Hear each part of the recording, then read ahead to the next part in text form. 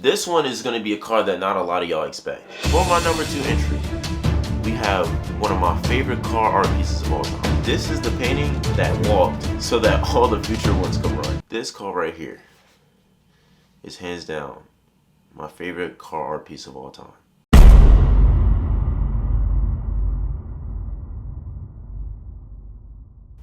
Straight up the DMV from MD, y'all know me, it's your boy YJMT, and I'm back with another banger. Yes,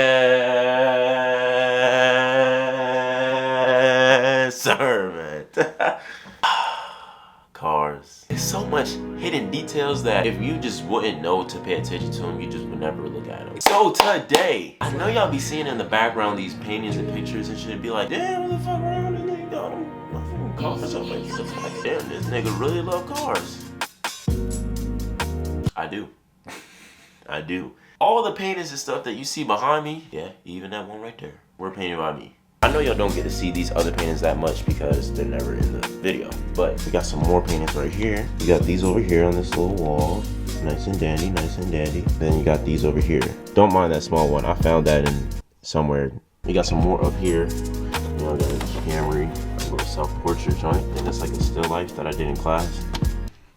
Son over here stink. I don't know what the fuck that is. I don't know where it's... Anyways, today I'm gonna show you my top 5 favorite car art pieces. All the paintings that you see done in this room are all done by me. So let's get to it. But before we continue with the video, I need you to like the video. And also make sure you subscribe to the channel so you don't miss another video like this. Hold on, y'all see the AMP hoodie? Hold on, this shit got a tub. Hold on, gang. Hold on, look at that. Number 5. We have my BMW M4. Now, this painting right here is one of my favorites because it's the first time that I did a full-scale black and white painting. So this one took me a little minute to do. I think it took me about 8 to 9 hours.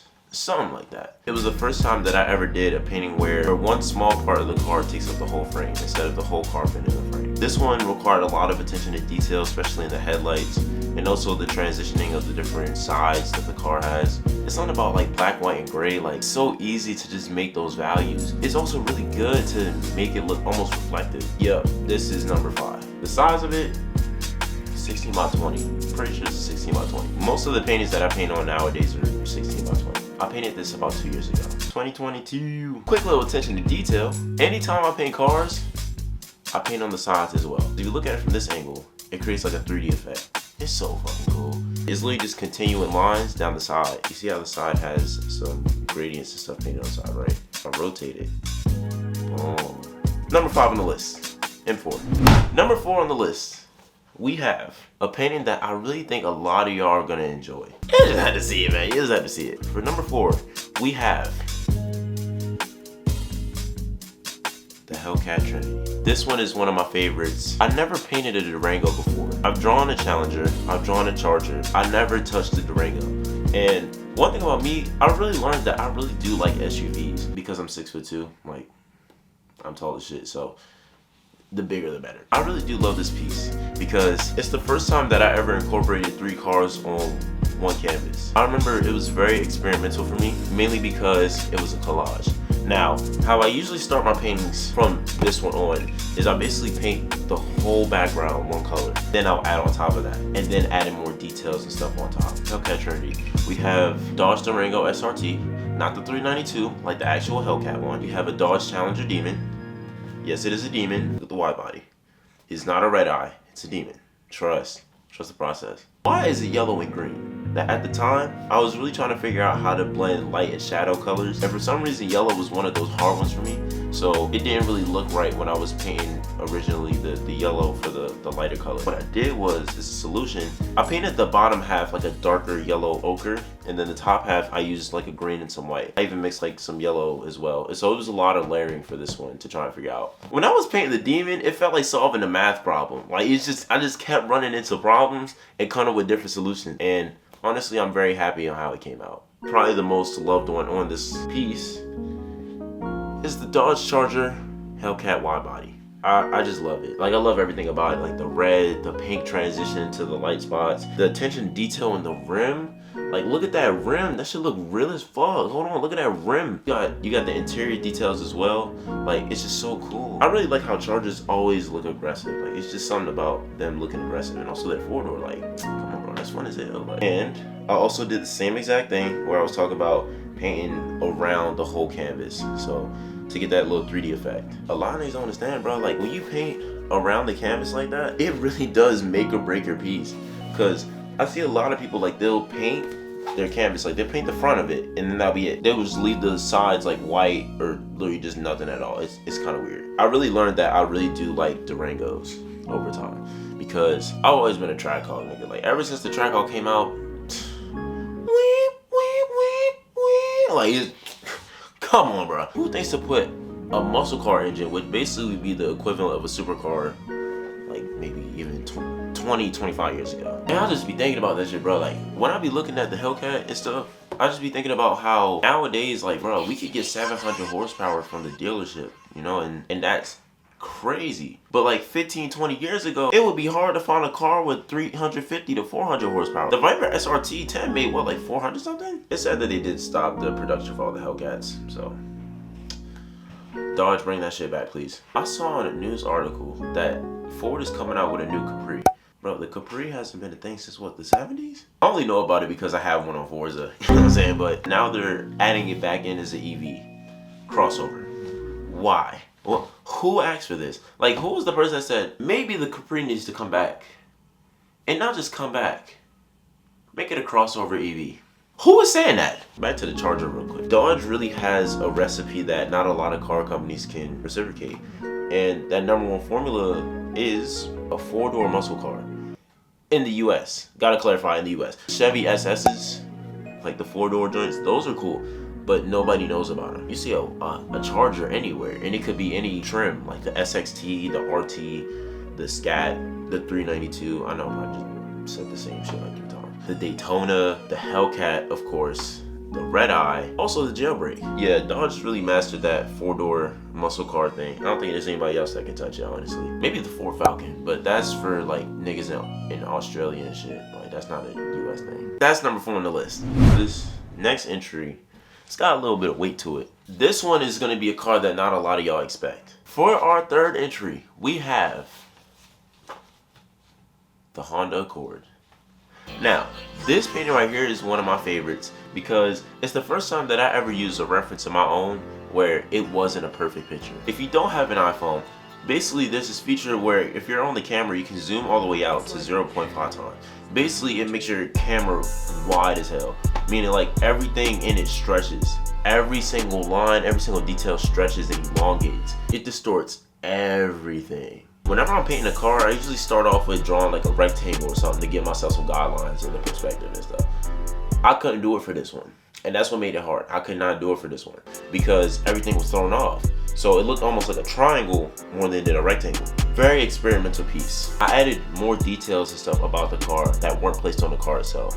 For example, we got the rising sun stripes from the Japanese flag because Honda's from Japan. Got the Accord badge up at the top. I feel like Honda Accords is one of the cars that everybody loves and everybody enjoys, but it's not a car that everybody's like, oh, I'm gonna get that when I get older. You know, it's just one of those things that everybody happens to get because of how reliable and how well built it is. Hondeezies.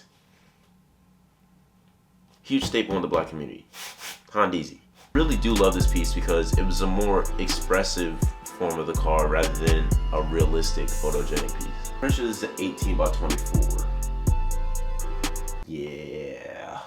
For my #2 entry, we have one of my favorite car art pieces of all time. The McLaren P1. Okay. Damn, I gotta share this in frame. Shit, you big as hell, nigga. Damn, shit.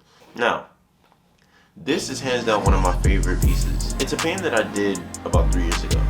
And it's the first time that I ever did a painting of a car where part of it was in frame, part of it wasn't. At the time, I was painting very lightly with acrylic. So it almost looked like watercolor. Like the background looks like a wash. All the paintings that I've done are acrylic. This one, I really do love the attention to detail that I did, especially for like the transition from like the red to the orange, and then even like the blue reflecting on the car itself. having like these different highlights and even the pinks. Like, I think it's a very fun experiment that I did at the time. I remember when I painted this, I didn't paint the background first. You'll still see some of those sketch lines, all those like little marks that I made to put where the cars was. It doesn't look clean.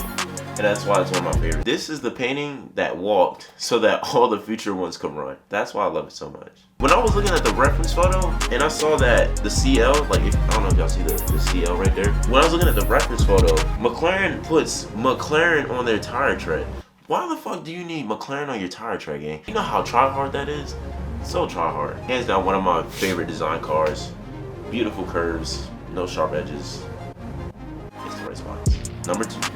McLaren P1. Before we get into number 1, we gotta do some honorable mentions. Basically, this one is an honorable mention because I painted this for a class and it's for a zine. Next honorable mention, we got Alexis LS430 and Alexis GS300. They're both in the same series, so they usually would go next to each other, but I just didn't want to hang it up that way because dynamics, nigga, what the fuck. Another honorable mention, BMW M5. Again, one of my older pieces, very experimental at the time because of reflections in the water and stuff. Before we get to the number 1 spot, I need you to like the video and make sure you subscribe because you don't want to miss another high quality production like this. My number 1 favorite car art piece of all time. This one has a very special place in my heart. My number 1 favorite car art piece of all time is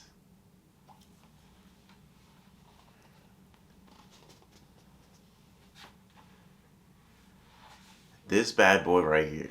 This is a 1990 Nissan 300ZX. I painted this car over 4 years ago.